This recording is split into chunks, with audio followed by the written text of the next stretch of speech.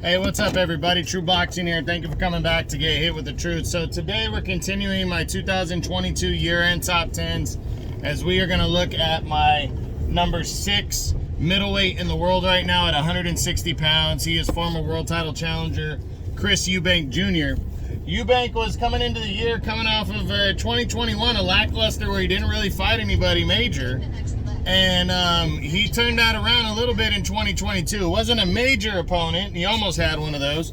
But he took on a solid middleweight contender in a domestic rivalry in Liam Williams. The always former world title challenger Liam Williams. So this one was significant, you know, for Eubank because he really needed to fight a legitimate contender. And he did that. He went out, scored 4 knockdowns over Williams, and then stopped him, walked away with a unanimous decision win, as he stays on track for hopefully a world title. But he was supposed to fight Conor Benn during the year at a catchweight of 156, but he was ready to go. But Conor Benn, days before the fight, tested positive for a banned substance that forced the fight to not happen, and that's how Eubank finished up with just the one fight. But he's already good to go for January 21st on the zone. He's going to be squaring off against former junior middleweight champion Liam Smith.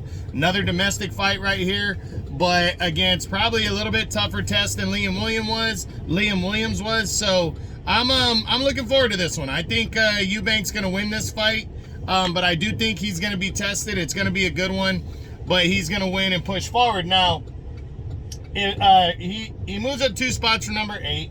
He's 33 now. Overall, he's 32-2 with 23 knockouts, and he's currently the WBC and WBO's number 2 contender. So, you know, the big question is what does he do after a potential victory over Liam Smith? I know him and Conor Benn still want to fight. That fight still, Eddie Hearn still wants to make that fight. They still want to get those two together. I think the possibility of that is likely, because Eubank's not going to get what he wants, which is a showdown with Triple G, unless Triple G gives up belts to fight him, and I don't think Triple G thinks it's worth it to give up belts to fight Chris Eubank. So I think he might fight Conor Benn. You know, he might come down in weight and fight Conor Benn in the second half of the year, and I really don't know what's going to happen in that fight. I was having trouble making a prediction. I think I was picking Conor Benn simply because he's younger and he's moving up where Eubank is moving down, and I haven't seen Eubank, maybe I'm wrong on this, but I haven't seen Eubank since I started paying attention to him fight at anything less than 160. So you know, I think that's tough for an older fighter to drop pounds like that if it's something they haven't done in a long time. So if he does that, I think it probably favors Conor Benn in that scenario. But you know, you never know with Chris Eubank.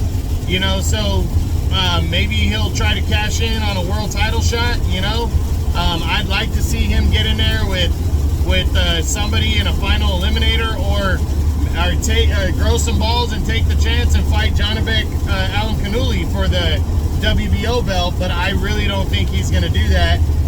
Conor Benn seems to be only focused on domestic fights that you know, make sense, and a major fight with like a Triple G or a Canelo or something of that sort. So at the very least, we know he's going to get the fight with Liam Smith out of the way, which is a good one, a good matchup for him.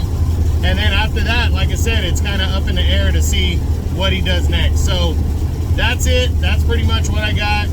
That is my number 6 middleweight in the world, the former world title challenger Chris Eubank Jr. I hope you guys enjoyed the video. If you did, smash the like button, leave a comment, subscribe to the channel. I appreciate any and all support. This is True Boxing. You've been hit with the truth.